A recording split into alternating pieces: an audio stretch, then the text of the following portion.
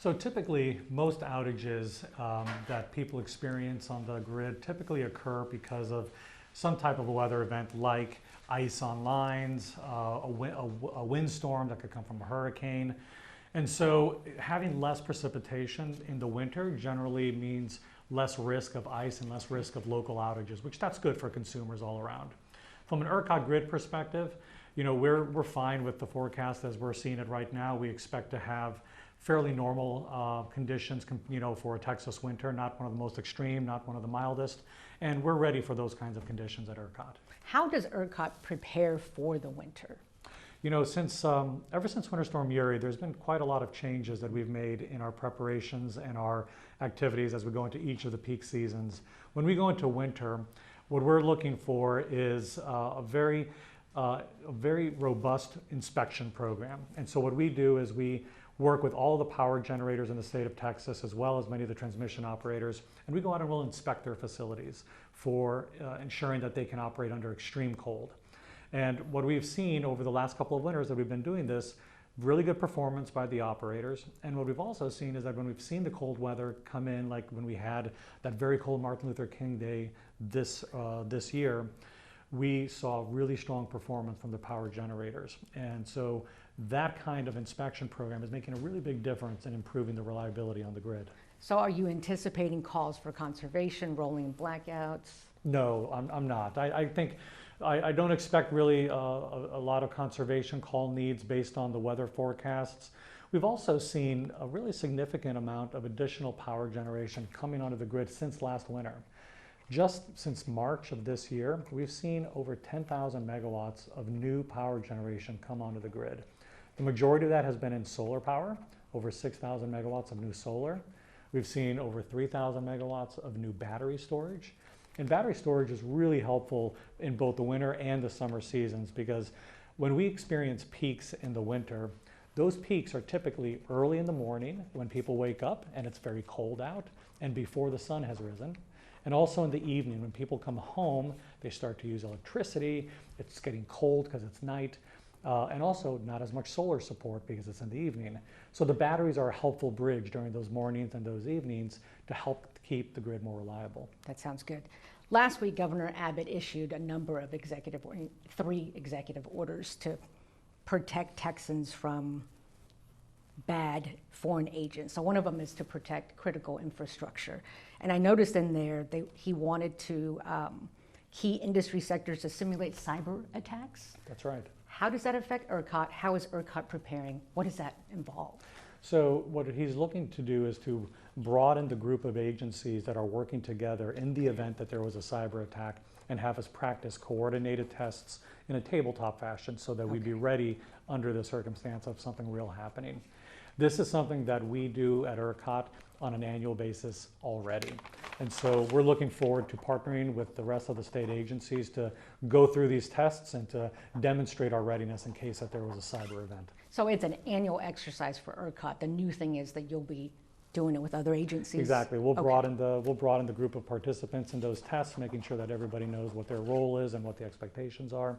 And it's just great. The best thing you can do to prepare for a real life serious event is to practice, and to practice as close to reality as possible. And that's something that we have a lot of experience doing, and we look forward to doing that with the state of Texas. Can you give us more details what that exercise encompasses, and how do you test your weak points? How do you find those weak points? So what we typically do is we'll create a realistic scenario of something that could occur. And then we'll go through stages, event by event during one of these types of scenarios, and we'll work through to see this is what ERCOT is doing at this point. What would the Texas Department of Emergency Management be doing? What would be the Commission on Environmental Quality doing? What would the various agencies that might be a part of this DPS, how would everybody participate and take specific action? And then we have typically a third party facilitate that, somebody who's an expert in running these types of scenarios and also an expert in responding to real events. And they'll give feedback and critique. And they'll point out areas where actions or communications could be stronger in the event of a real scenario.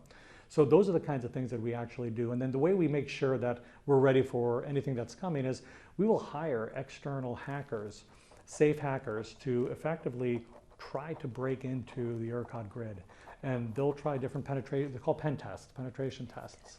And we'll ensure that our defenses and our software and our protections are up to par to be able to prevent anything like that from getting through. Have those hackers been successful? We've actually had really good experience, good success in preventing penetration tests from third-party hackers. We've gotten very good results from those, but we always learn areas where we can continue to focus. And the thing about cybersecurity is that the attackers only have to be right once. The defenders have to be right every single time. So we're constantly working to get the latest in technology, the latest in software to make sure that the grid is always safe from cyber attacks. Do you hire external hackers annually, every 2 years? How does that work? Yeah, we do pen tests every year. Every year. And that's something that, we're always focused on ensuring that we can be ready for any eventuality that comes. How vulnerable is our grid to a cyber attack? I think we are I'd characterize us at the leading edge of cyber capabilities, but to be fair, anybody is at risk of cyber attack, and the cyber attackers are very sophisticated.